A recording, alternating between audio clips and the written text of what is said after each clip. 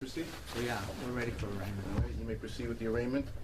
Commonwealth versus Bampumim Teixeira, docket number 1703 CR 337.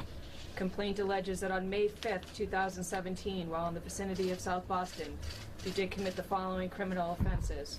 Count 1, the charge of murder, with the alleged victim being Richard Field. Count 2, the crime of murder, the alleged victim being Lena Balanos. A plea of not guilty has entered on your behalf on both counts.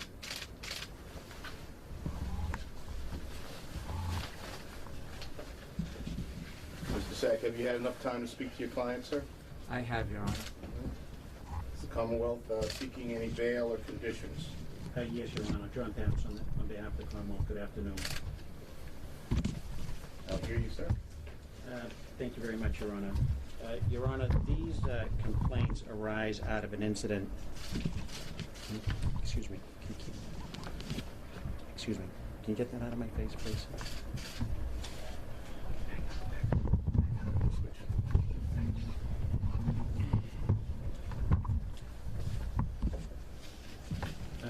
Your Honor, these complaints arise out of an incident that occurred on May 5th, 2017. On that date, at approximately 8:38 p.m., Boston Police Operations received a call from the front desk of a location at 141 Dorchester Avenue in the South Boston section of Boston, describing a call they received from a friend of one of the residents at that particular address. This concerned friend, Your Honor, provided that the resident was an individual by the name of Richard Field, a known resident to building management at 141 Dorchester Avenue. The friend said that they had received a text message requesting that the police be notified that there was a serious situation and that there was a gunman in the apartment belonging to Richard Field. There was a second call to, a second 911 call that evening, Your Honor, to operations of the Boston Police Department.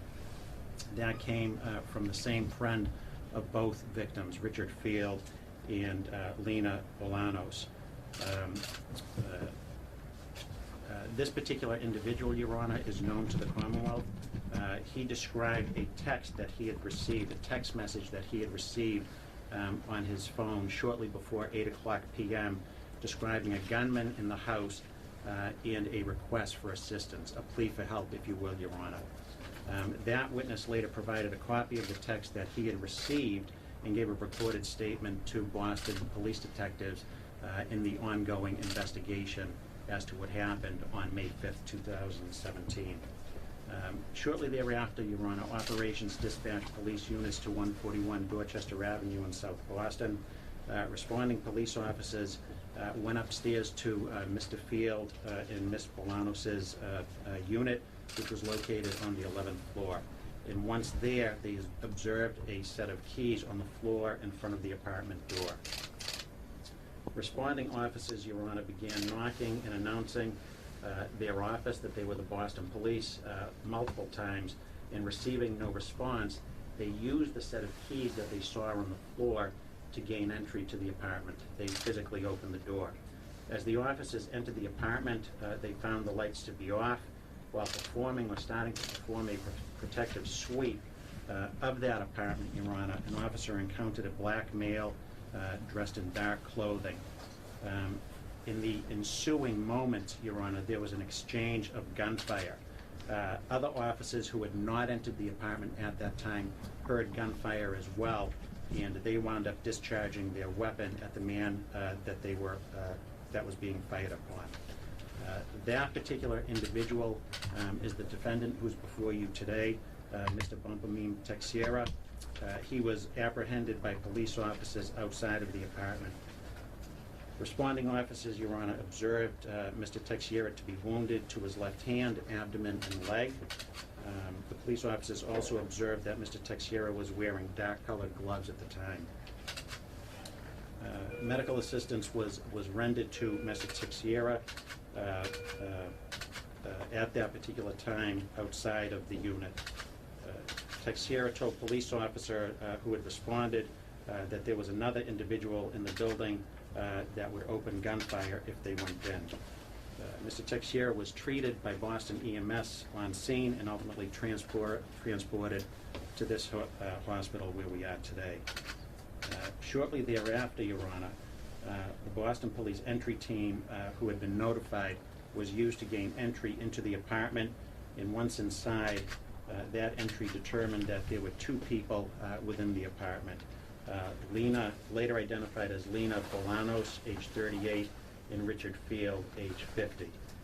Both individuals, Your Honor, were bound and both were deceased, having sustained obvious trauma. Emergency personnel examined both bodies and declared both to be non-viable at the scene. Just inside the apartment door, Your Honor, a black backpack was located in a remarkably conspicuous area. I would describe it as that. Inside of that backpack, Your Honor, was filled with jewelry, presumably belonging to Ms. Bolanos. Those are the basic facts, Your Honor. With respect to his record, you can see that although brief, he was recently released from custody after having been convicted of a larceny. Your Honor, based on the nature and circumstances of the offense, the potential penalty, the fact that Mr. Teixeira is on probation right now, having recently completed a sentence, we would ask that he be held without bail. And I do have an additional motion for the court's consideration. Mr. Sec? Your Honor, I am not going to argue bail at this time. I've had a brief time to speak with Mr. Teixeira. You can see his physical condition is not great. I haven't been able to talk with him as much as I'd like to. So, but I have spoken with him. We would agree that he be held without bail. I would only note that he's charged with the 2 counts of murder, but nothing else at this time. I'm also going to make a request, and that is that he be held without bail. As long as he's going to be held without bail on the murder charges, that he be held without bail on a probation warrant from the Boston Municipal Court. I believe it's docket number 1602 CR 5027. Thank you. Any further motions to be heard? I'll waive argument, Your Honor. My understanding is that there's no objection from Mr. Sack on the motion that's been filed by the Commonwealth. I provided him the documentation in the reports that are the subject of the motion, so there's no issue there today, Your Honor. Yet I'd ask that the court impose a 90-day expiration date for the motion if you're inclined to allow it. Counsel? I take no position on it.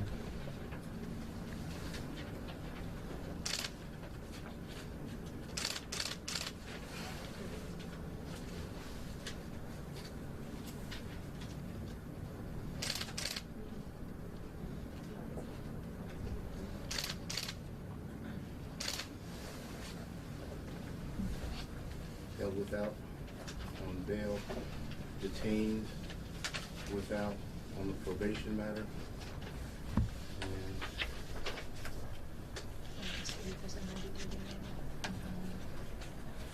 by agreement with no objection by counsel, I will allow the Commonwealth's motion to impound.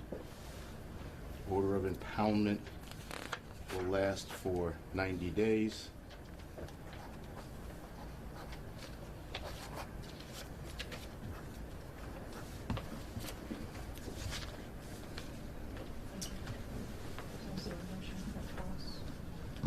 Your Honor, I have filed a motion for cost. I'd also ask that that be allowed, and I'd also ask that that be impounded. He has been declared to be indigent. Any money that I spend at this point should not be a public record. If he was a private person, a private citizen who could afford costs, nobody would know about it, so I would ask that that be impounded. May I be heard, Mr. Mayor? I don't know.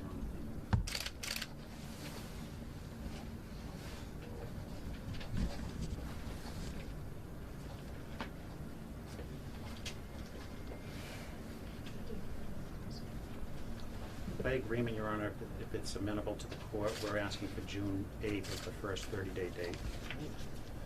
June 8. Anything further? Not from the Commonwealth, Your Honor, thank you. Set? I have nothing. Thank you. Madam Clerk? Mr. Teixeira, on docket 1703 CR 337, the docket will reflect that the Commonwealth's motion to impound certain documents, as well as the defense counsel's motion for an investigator will be allowed by the court, and those orders are to be impounded. With respect to this matter, you're being held without bail. There's a probable cause date scheduled for June 8th, 2017. You do have a right to have your bail reviewed in Superior Court, but are advised that should you make bail and be charged with another crime during the pendency of this matter, you can be held without bail for a period of time not to exceed 90 days. Okay. The docket will also, did I mention that the probation detainer has also, you'll be held without bail on the probation matter, which is pending out of the BMC. That docket number is 1601CR5027. Anything further? Thank you. No, thank you, Your Honor. Thank you. We'll be in recess.